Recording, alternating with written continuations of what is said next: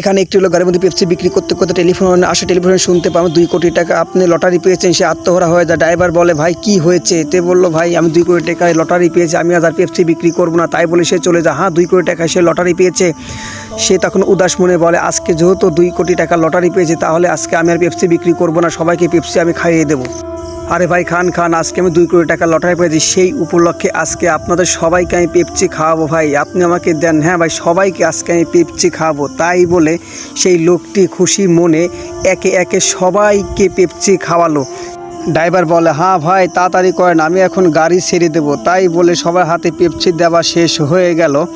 তারপরে বলে, ভাই আপনি এই টাকা দিয়ে কী করবেন? তখন বলে, ভাই আমি এই টাকা দিয়ে কোকের একটা বড় কোম্পানি করব।